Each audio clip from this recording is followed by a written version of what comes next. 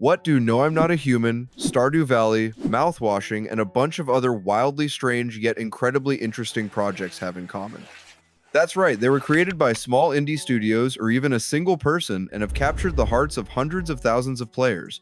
But what makes them so great, what made them so popular? Today I'll tell you how the indie game genre originated, how it became so popular, and what's next for it. Share your favorite indie game in the comments below and we'll get started.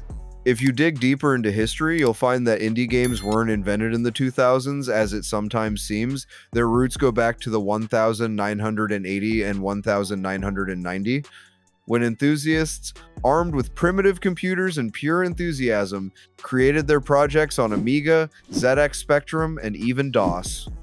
This was the demo scene era, when programmers competed to see who could compress music and graphics into a couple of kilobytes. No one called them indie back then, but they were essentially the first independent developers. They simply didn't have a platform to show their work to the world. They lived on cassette tapes, floppy disks, and local magazines. The turning point came when the world finally went digital.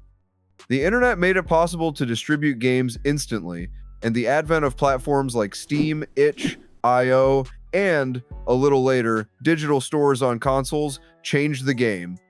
Now, there was no publisher, no office, no fat guy smoking a cigar, deciding whether it would sell, standing between you and millions of players.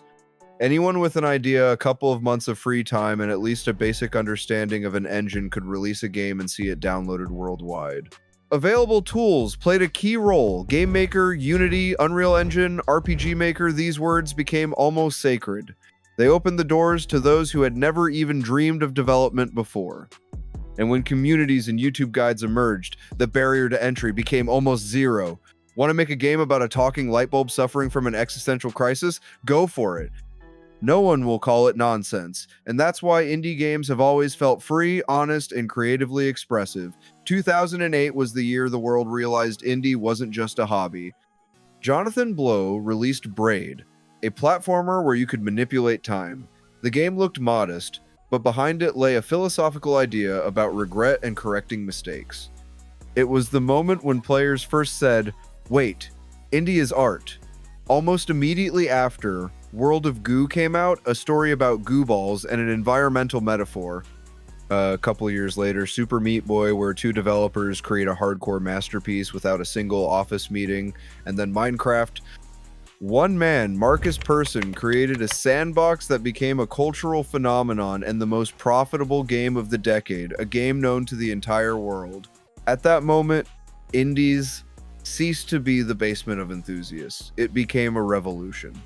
People were tired of identical shooters, endless remakes, and cumbersome AAA blockbusters where the player was just an extra. They wanted something real. Indies gave them that. Personal stories, strange mechanics, an atmosphere that felt genuine, and therein lay the magic. Then came the second wave, an era of explosive popularity. The internet was already there, and streamers became the new fuel for growth. YouTube and Twitch became catalysts for success. All it took was one major streamer to play Among Us, and within a week the whole world knew about it. Or take Phasmophobia, a horror game made by literally a few people, but which went viral thanks to the streamer's enthusiasm. TikTok worked wonders. Short clips of someone screaming while falling into an abyss and only up turned the game into a meme, and the meme into a sale. This happened with Only Up, Lethal Company, Peak, Repo, and dozens of others. They all went viral simply because someone played the game on stream or YouTube and later posted funny moments on TikTok. And it still works! The model proved brilliant in its simplicity, cheap to develop, easy to promote, and instant feedback. At large studios, a single idea takes years of approval, while indie games take a week of testing and a Reddit post. This is the power of small forms. Indie isn't about graphics, but about speed of reaction and pure enthusiasm. Many indie projects found their success precisely because they were able to connect with emotion. Undertale isn't about pixels, it's about feeling guilty about those you killed. Celeste isn't about platforming, it's about self-confrontation. Papers, Please is a bureaucrat simulator that makes you think about morality. Indie games have learned to evoke not delight from graphics, but rather an experience from meaning. You know what happens when indie games become trendy? That's right, an industry comes along and starts making their own indie games. Everything seems great, attention to the genre, more money, more opportunities, but at some point there's too much. Remember how every indie game used to feel like an event? Undertale was stunning with its concept, Cuphead with its style, Hollow Knight with its depth, and now 20 new indie masterpieces are released on Steam every day, and it's becoming increasingly difficult to distinguish one pixel platformer from another. Yes, each one is atmospheric, deep, and about self-identity, but the sense of uniqueness has vanished. The problem isn't with the developers themselves, they still create with passion. The problem is that the market has become oversaturated. Anyone can make a game, and that's great. But any freedom eventually devolves into chaos. Games are drowning in algorithms, thousands of projects disappearing into the Steam abyss without a single review.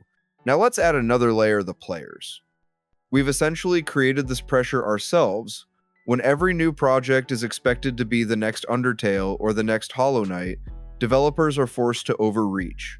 Small studios become hostage to these expectations.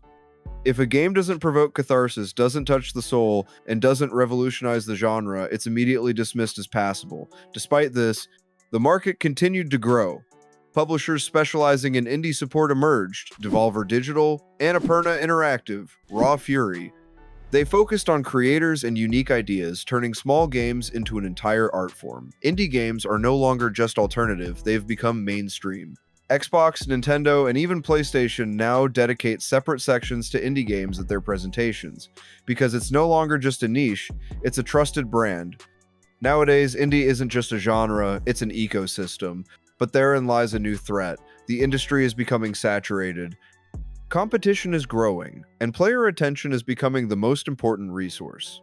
So many games are released every day that even a masterpiece can simply drown in the flood. Many developers are burning out, unable to withstand the pressure after all. You're no longer just creating a game, you have to be a marketer, a community manager, and a streamer all rolled into one. But you know what? Despite all this, indie isn't dying. On the contrary, it's just changing. Indie has long ceased to be a genre, it's become a philosophy. Now, indie isn't about being a small studio, but about independent thinking. You can be one of the largest companies and still think like an indie. You can make a game with a huge budget and still remain honest. Look at Larian Studios with Baldur's Gate 3. It's essentially a AAA level indie approach. Maximum creativity, minimum publisher dictation, and the result is Game of the Year, millions of fans, and a ton of studios who suddenly remembered that players love emotions, not battle passes. But back to pure indie. New names are emerging on the scene, shaking up the genre once again. Megabonk, Mouthwashing, No I'm Not a Human, these are the new generation of indie games. Games that don't just experiment but mock established templates. Technology is becoming more accessible, engines are becoming more powerful, and AI is already helping small teams do what used to require hundreds of people. This doesn't mean all games will become the same. On the contrary, every idea can now take shape. And who knows, maybe the next great indie game won't be born in a studio, but in some teenager's room. So, where is this all heading? Indie games face three potential paths. The first is maturation. More and more studios are transforming into mini companies. They grow, attract funding, and operate systematically while still maintaining their creative core. The second is the continuation of the meme economy, where success is built on viral ideas and short formats, and where a game's lifespan lasts a couple of weeks before being replaced by a new trend. And the third is corporatization, when large companies begin buying up popular indie studios, turning them into part of their ecosystems. This can provide money and resources, but it also risks losing what makes indies so beloved: the creative voice. The market is at a crossroads. On the one hand, we have incredible diversity, accessible tools, and a supportive community. On the other, we have oversupply, burnout, and a loss of trust due to hack work and clones. Players have become smarter, and now just another pixelated game won't cut it anymore. You need to be honest, original, and emotional. Only then will a project stand out. The future of indie, as always, depends on the players and creators themselves. Players should support projects that truly deserve attention with purchases, reviews, and even just words. Developers should remember that the strength of indie isn't in hype, but in sincerity. Platforms should give space to genuine creators, not spam. And then perhaps we'll once again see an era when every small game isn't just entertainment, but a personal statement. And perhaps we'll see another indie masterpiece in legend like Hollow Knight, Stardew Valley, and so on. So, tell us in the comments which indie game has stuck in your mind the most. Maybe it will be the subject of the next video.